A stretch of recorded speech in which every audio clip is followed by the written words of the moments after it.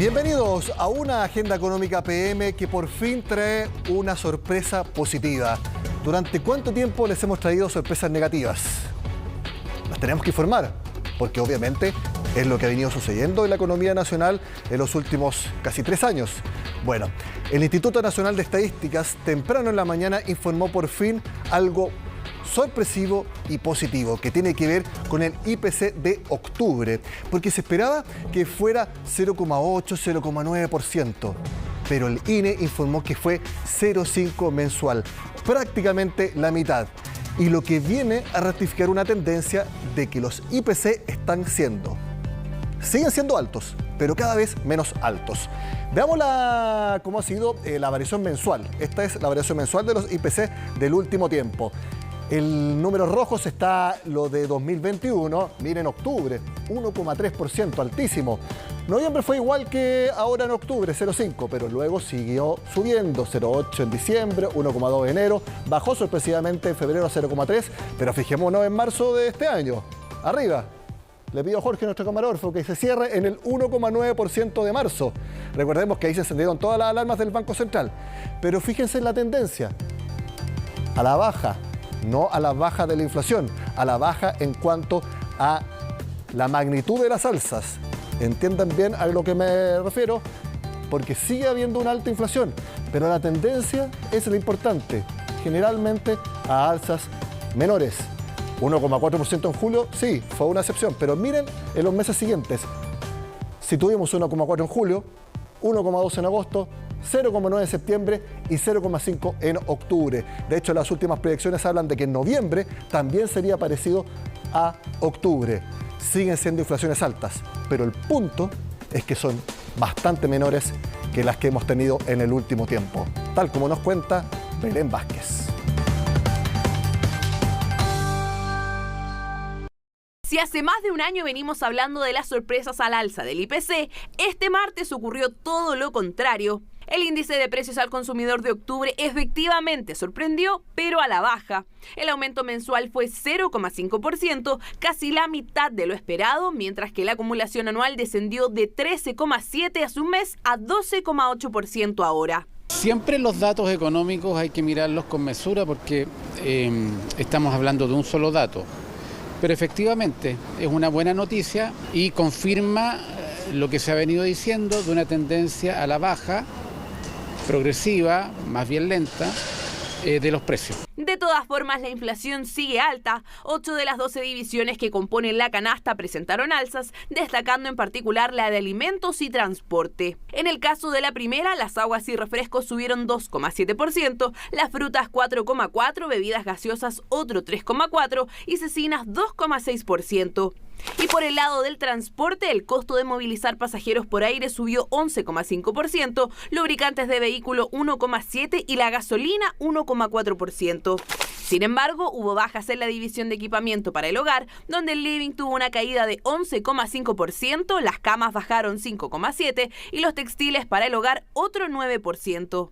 Estuvo afectada quizás por factores puntuales, que hubo mucha acumulación, por ejemplo, de inventarios de muebles y ese tipo de cosas, y eso hizo que hubiera liquidaciones durante el mes, pero hay otras divisiones que están más vinculadas a cómo va evolucionando la economía, más de servicios, que de alguna manera anticipan este efecto de desaceleración en el consumo. El actual rezagado de la tasa de interés está haciendo efecto, pero a eso se suma la caída evidente que ha tenido el consumo tras la dilución de liquidez de 2021.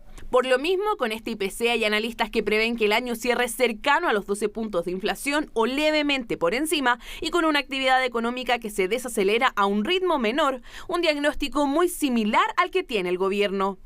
Tanto con estas cifras de inflación como con las cifras de actividad que estamos viendo, creo que sería prudente que muchos de los que están haciendo pronósticos reevalúen esos pronósticos y reevalúen esta idea que desgraciadamente se ha ido instalando en el país de que ya viene un ajuste de tremendas proporciones.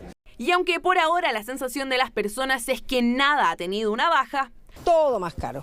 A donde uno va, le van subiendo, aunque sean 200 pesos, alguna cosa, la próxima semana 200 pesos más y así. Los alimentos no bajan, pero esta es época que los alimentos no bajan, porque están saliendo los nuevos, pero hay que acomodarse, pues, entre la feria y el supermercado. Tenemos que rebuscarlo nomás, pues. Lo cierto es que en lo sucesivo lo que veremos no serán caídas pronunciadas de los precios, dada la inercia que todavía arrastran particularmente en los alimentos, pero sí deberíamos ver alzas menos pronunciadas de los productos. Durante los últimos meses estábamos viendo incrementos en los precios mensuales más cercanos a un 1%, ahora estamos viendo que van a ser más cercanos a un 0,5, un 0,4. La inflación que antes teníamos en un mes, por ejemplo, ahora la vamos a tener en 2 meses. Esto no se traspasa tan rápidamente, sigue habiendo además dificultades en la cadena logística y en el caso de los alimentos hay una volatilidad que está asociada a la estacionalidad de muchos precios y eso explica en parte que la variación haya sido un 0,8% en el caso de los alimentos. Otro punto relevante de este boletín fue el IPC sin volátiles, que tuvo una variación mensual de solo 0,1%. Además, la FAO informó que por 6º mes consecutivo su índice de precios tuvo un descenso. Cifras auspiciosas de inflación con efectos casi inmediatos. El dólar bajó casi 20 pesos y cerró en 900, mientras que la UF subirá, pero solo 173 pesos en los próximos 30 días. La tendencia de menores presiones inflacionarias se ve mucho mejor reflejada en la inflación acumulada, la anual, que es la más importante y que ve el Banco Central, por ejemplo, para determinar su tasa de interés. Fíjense cómo fue la tendencia desde agosto del año pasado hasta agosto de este año. Durante un año completo, se fijan, ningún mes hubo excepción de aumento en la inflación anual. Siempre fue subiendo. 4,8% partió en agosto de 2021, siguió subiendo. Fíjense el salto desde febrero de este año a marzo. Muy importante salto de 1,6 puntos. Marzo a abril, más de un punto entero. De abril a mayo, un punto completo. También un punto completo de mayo a junio. Hasta llegar al pic en agosto de este año, 14,1%. Y es la tendencia que yo les digo. Tercer mes seguido que la inflación anual es menor. No es negativa, sino que sigue subiendo. Pero es menor la magnitud. Ese es todo el punto. La tendencia, 14,1% en agosto, 13,7% en septiembre, 12,8% en octubre. Eso es lo importante, ver la tendencia. Sigue siendo altísimo. Ese 12,8% es más de 4 veces el rango, no es rango ya, la meta del Banco Central, ahora es un número cerrado, 3%. Antes era un rango entre 2 y 4%, ahora es 3%. Sigue siendo 4 veces más ese 12,8%, pero es menor que el 14,1%. Ese es el punto. Vamos a revisar en detalle lo que opinó el mercado del IPC de 0,5% en octubre. Partimos con Security, donde señalan que hay que tener cautela con sacar conclusiones de un solo dato, pero ellos dicen que podríamos estar ante un cambio en la tendencia de las cifras de inflación. De hecho, prevén que el Banco Central mantendría la tasa de interés en su nivel actual al menos hasta el primer trimestre de 2023. El siguiente comentario que vemos en pantalla, y que por supuesto sigue analizando también el mismo dato, es del Banco Santander. Ellos creen que lo más destacable es que los precios, en particular de bienes durables y semidurables, hayan caído en circunstancias donde el tipo de cambio mostró movimientos al alza durante el mes. A diferencia de lo que está ocurriendo hoy, durante octubre, gran parte del mes estuvo subiendo el dólar. Para noviembre, ¿qué es lo que creen? El IPC tendrá un avance similar al de octubre, en torno a 0,5%, y eso nos llevaría a cerrar un IPC de 2022 acumulado en torno a 12,8% o incluso 12,4% para el cierre de diciembre. El último comentario que vemos en esta parte es de Banchile. Ellos creen que hacia adelante la inflación seguirá moderándose, principalmente porque la demanda interna seguirá ajustándose a la baja en lo que queda de este año y el próximo. Ellos estiman que para noviembre la inflación será 0,6% y para diciembre terminar el año en un 13,1%. Algo que va a ser importante en el IPC de noviembre es que se podría ver el impacto de la baja que hemos visto en los últimos días del dólar. De hecho, cerró en torno a 900 pesos hoy, una caída de 20 pesos. Y como lo vimos en la agenda económica del lunes, ese impacto de la baja en el dólar, que no se vio tan reflejada en el IPC de octubre, sí sería en el de este mes. Y es más probable que la podamos ver reflejada en el IPC de noviembre, porque esta baja, si bien pertenece en gran medida al mes de octubre, aún así creo que no va a ser tan rápida como para poder traspasarla al IPC. Yo creo que ahí tenemos que hablar de ciclos de 2 o 3 meses, de lo que está pasando con el dólar a lo que lo vayamos a ver plasmado en la economía. Así que hay que tener más paciencia en ese sentido. Vamos a revisar los últimos 2 comentarios de mercado, porque en verdad esta cifra es muy importante por lo que les dije. Podríamos ver un cambio de tendencia. Para el Banco Central, según Scotiabank, la estrategia de la tasa de interés en el corto plazo puede tomar 2 caminos, teniendo en consideración que aún no se puede considerar, valga la redundancia, que la batalla contra la inflación está lograda. ¿Cuál es el camino 1 que dicen en el Banco Canadiense?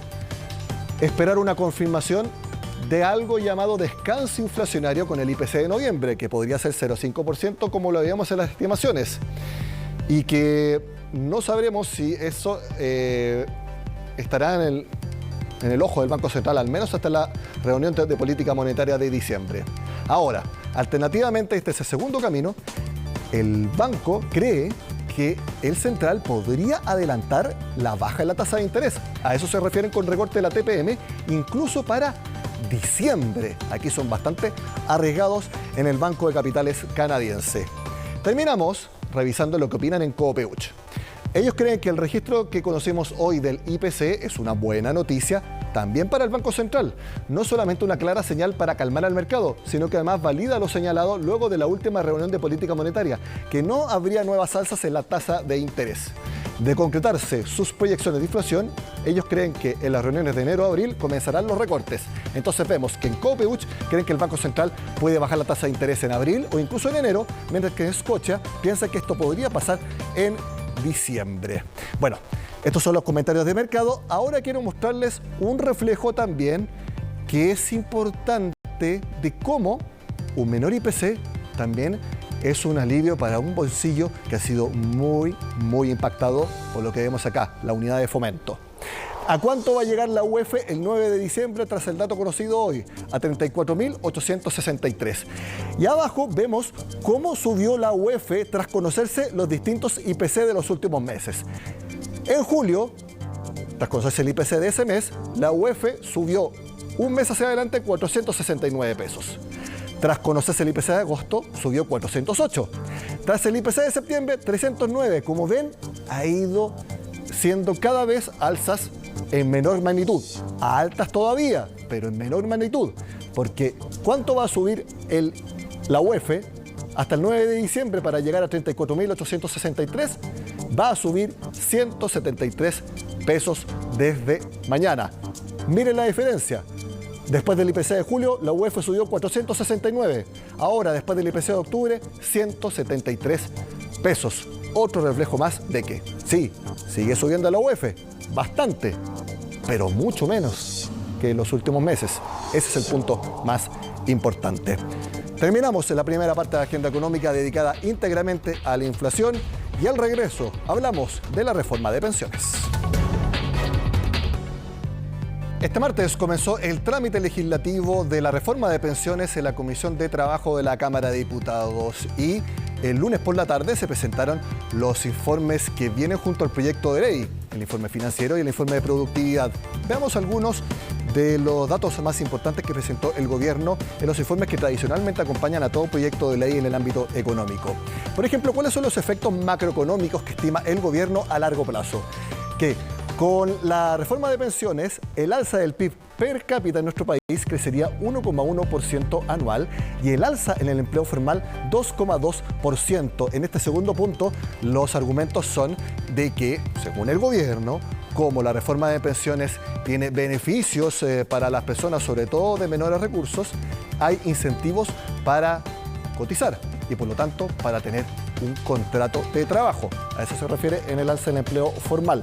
Y además, porque como toda cotización extra y también del 10,5%, el 6% también, se va a invertir en el mercado de capitales, como es ahora, eso va a traer financiamiento para las empresas y eso equivale a proyectos de inversión. Proyectos de inversión generan empleo y eso también incide en el alza del empleo formal. Esos son los argumentos generales del gobierno. También respecto a la inversión en el mercado local, se espera que para 2030 represente aproximadamente el 33% del PIB.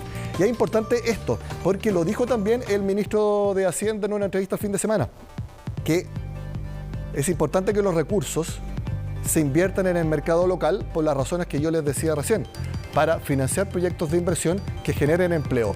Es decir, lo que tanto se criticó que hacían las AFP, invirtiendo los recursos, lo que se decía a modo de eslogan, que era para financiar a los grandes grupos económicos, está siendo literalmente reconocido por el gobierno como algo positivo, porque genera empleo y genera más actividad económica. A veces hay argumentos que sirven como eslogan, pero que, como vemos, en la práctica, según el mismo gobierno, generan algo positivo. Y esto es muy importante. ¿En cuántos años se recuperarían los activos que se retiraron en los 3 retiros de fondos que hubo en 2020 y 2021? En 10 años. Según el gobierno, sin la reforma de pensiones, esa recuperación de los activos demoraría 16 años. La otra gráfica que les vamos a mostrar es cuánto le cuesta al gobierno la reforma de pensiones, porque recuerden que el gobierno es un empleador. El costo total de la iniciativa son aproximadamente 5.329.000 millones de pesos.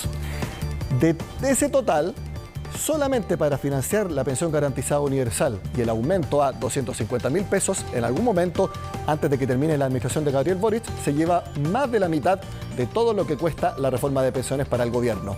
Por ejemplo, en cotizaciones, en el aumento, recordemos que el Estado es un empleador enorme, el más grande del país, 2.320.000 millones de pesos al año. Y en la institucionalidad, porque recordemos que hay un administrador de pensiones autónomo, hay un inversor público de pensiones que también es autónomo. Se tiene que contratar gente, se tiene que hacer inversiones de todo tipo, contratar servicios. Aproximadamente 112.000 millones de pesos. Ahora, eso por el lado de los informes financieros, pero respecto al proyecto de ley, una de las novedades que se conoció es que las personas podrán pedir autopréstamos. Estos son como retiros que luego las personas deberán pagar de vuelta. ¿Se podrá hacer para lo que uno quiera o va a haber razones concretas y bien acotadas para pedir estos autopréstamos? Eso nos cuenta Belén Saldías.